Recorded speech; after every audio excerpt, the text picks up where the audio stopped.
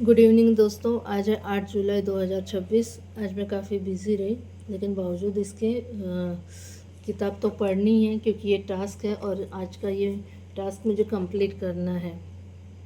तो let's start it.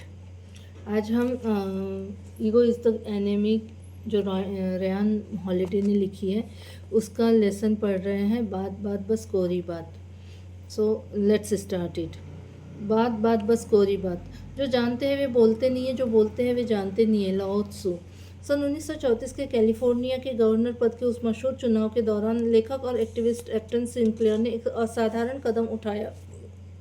उस चुनाव से पहले उसने I governor of California and how I ended poverty नामक एक छोटी पुस्तक प्रकाशित की, जिसमें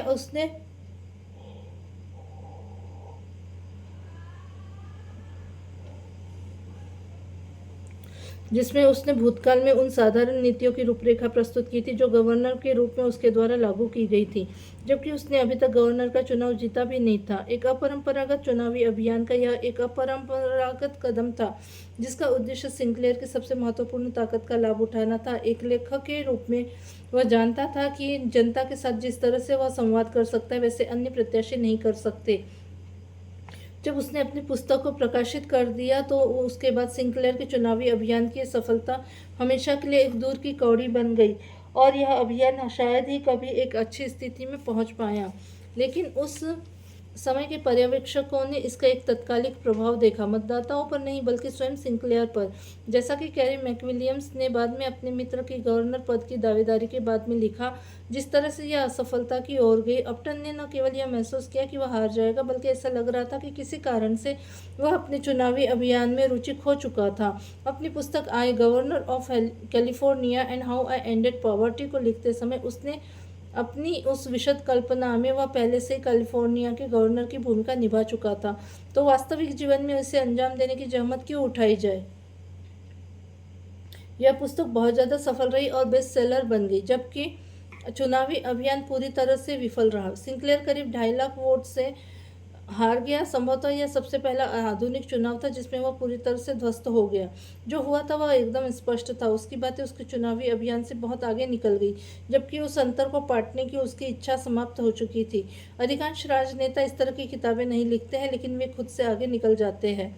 कार्य करने के स्थान पर केवल बात करने और प्रचार करने का एक ऐसा प्रलोभन है जो हर किसी को ललचाता है। फेसबुक में कुछ लिखने के लिए एक रिक्त स्थान उपलब्ध कराया जाता है और पूछा जाता है आपके मन में क्या चल रहा है। ट्विटर द्वारा संकेत दिया जाता है एक नया ट्वीट लिखिए। टम्बलर, लिंक्डइन, हमारे इनबॉक्स, हमारे आईफोन, हमारे द्वारा अभी अभी पढ़े गए लेख के नीचे के कमेंट सेक्शन आदि इत्यादि सभी चीज़ें हमें कुछ न कुछ लिखने के लिए प्रोत्साहित करती है। हर जगह यह रिक्त स्थान इसलिए उपलब्ध कराया जाता है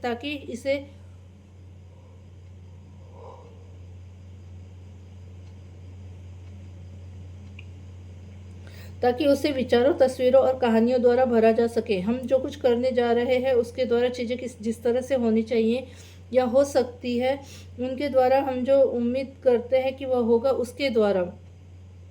प्रौद्योगिकी आपसे पूछ रही है, आपको उकसा रही है और बात करने या अपनी भावनाओं को व्यक्त करने का आग्रह कर रही है। लगभग सार्वभौमिक रूप से सोशल मीडिया पर चीज़ों को निष्पादित करने के बारे में हम जिस तरह की बातें करते हैं वे सब सकारात्मक होती है। दरअसल ये चीज़ें सकारात्मक से भी काफ़ी ज़्यादा बढ़कर होती है।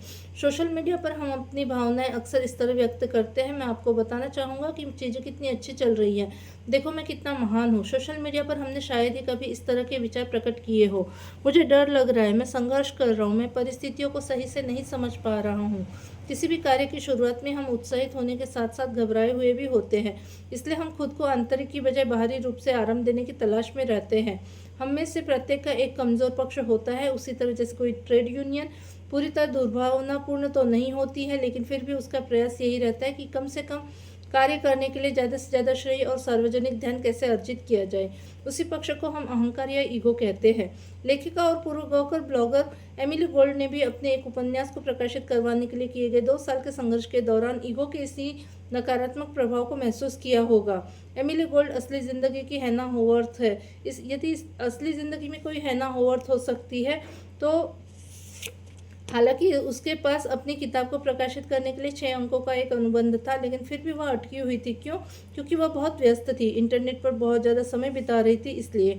दरअसल मुझे सच में कुछ भी ऐसा याद नहीं जो मैंने 2010 में किया हो।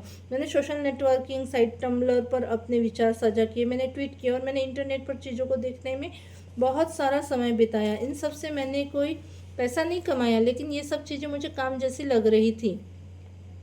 मैंने अपने खुद के सामने अपनी आदतों को अलग अलग तरीक़ों से सही ठहराने की कोशिश की।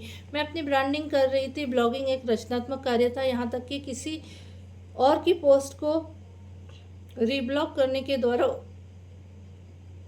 उसे सहेजना भी एक रचनात्मक कार्य बन गया था, बशर्ते आप अपनी नज़रों को संकुचित करते हुए इसे बहुत ध्यान से देखते हैं। यह एकमात्र रचनात्मक चीज़ थी जो मैं उस दौरान कर रही थी।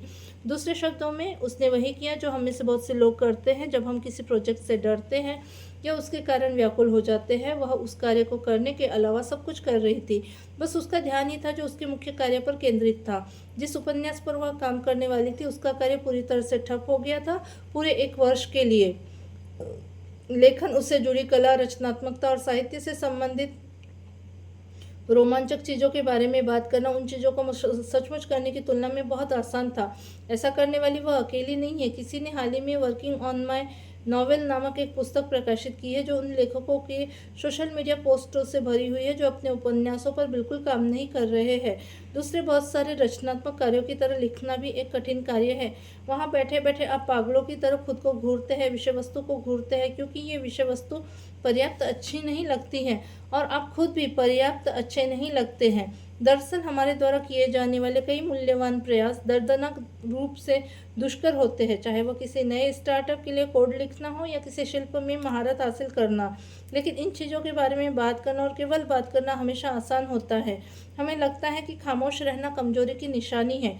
लोगों को लगता है नज़रअंदाज किया जाना मौत के बराबर है, और हमारे ईगो के लिए यह एकदम सच है। इसलिए हम बात करते रहते हैं, बस बात करते रहते हैं, जैसे कि हमारा जीवन इसी पर निर्भर हो। जबकि असलियत में मौन एक शक्ति है, विशेष रूप से किसी भी यात्रा की शुरुआत में।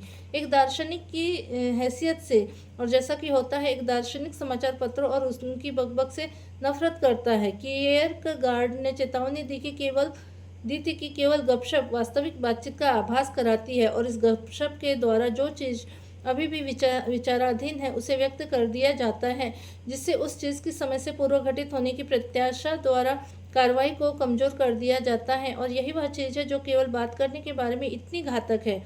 कोई भी अपने बारे में बात कर सकता है, यहाँ तक कि एक बच्चा भी गपशप करना और चटर-पटर करना जानता है। ज़्यादातर लोग प्रचार करने और बेचने में काफ़ी अच्छे होते हैं, तो ऐसी क्या चीज़ है जो लोगों के पास बहुत ही कम और दुर्लभ होती है? शांति, यानी मौन। जानबूझकर खुद को बातचीत से बाहर रखने की क्षमता और लोगों की मान्यता के बिना जीवन निर्वाह करने की सामर्थ्य। मौन ही आत्मविश्वासी और शक्तिशाली व्यक्तियों की असली ताकत है। शर्मन के पास एक अच्छा नियम था जिसका उन्होंने पालन करने की कोशिश की। अपने लिए कभी भी कारण न बताएं कि आप क्या सोचते हैं या क्या करते हैं, जब तक कि आप कर नहीं देते।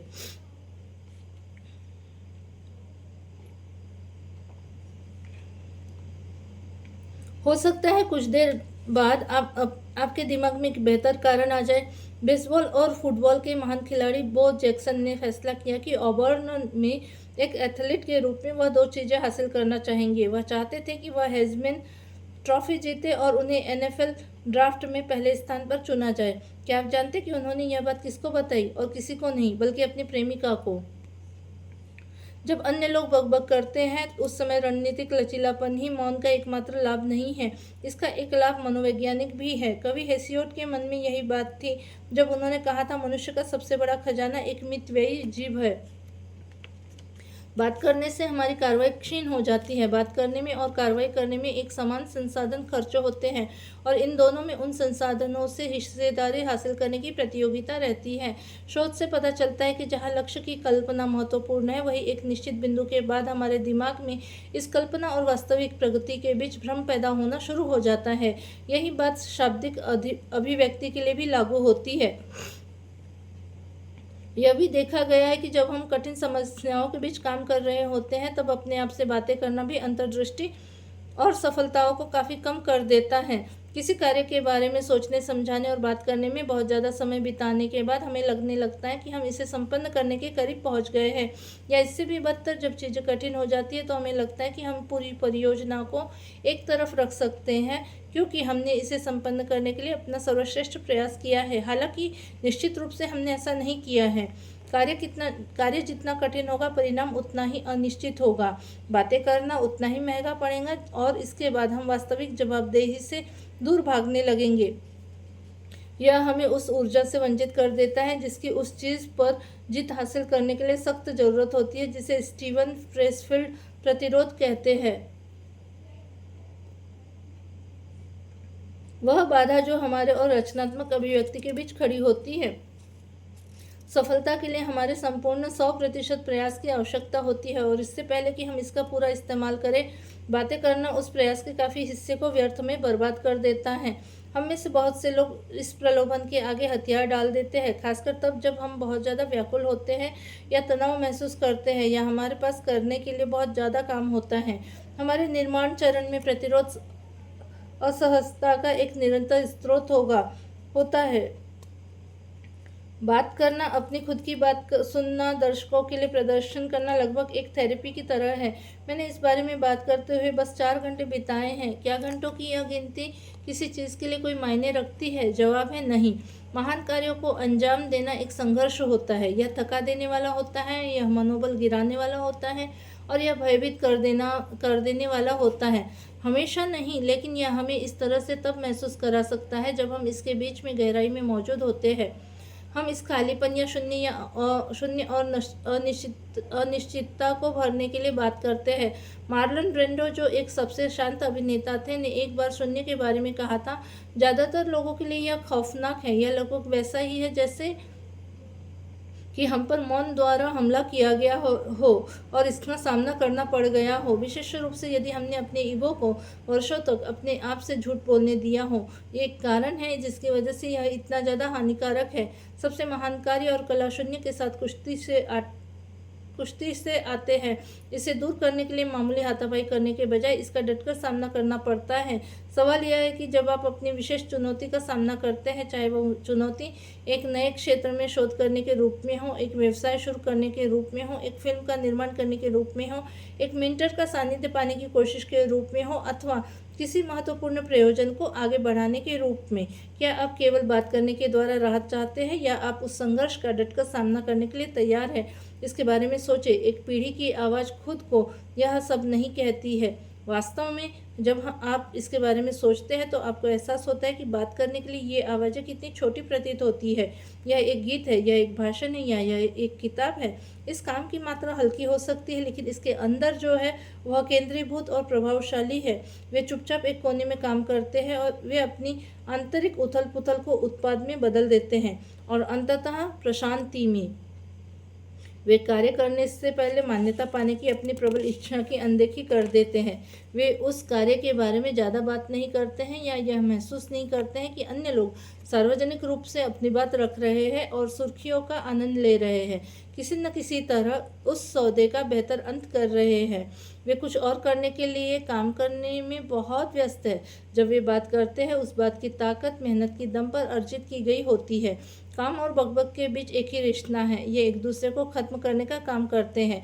जब आप अपनी लेबोरेटरी या जिम में परिश्रम करने वापस जा रहे होते हैं, या फुटपाथ पर किसी चीज़ की तलाश में भागदौड़ कर रहे होते हैं, उसी समय दूसरे लोगों को एक दूसरे की पीठ को थपथपाने दें, उस खालीपन को भर दें, उसी खालीपन को जो आपके व्यक्तित्व को खोखला कर रहा है, जो आपको आपकी अनिवार्य जीवन शक्ति से रहित कर सकता है। तब देखिए आगे क्या होता है, क्या परिणाम सामने आते हैं। देखें कि आप कितनी बेहतर चीज़ें हासिल कर पाते हैं। Thank you. Have a wonderful night.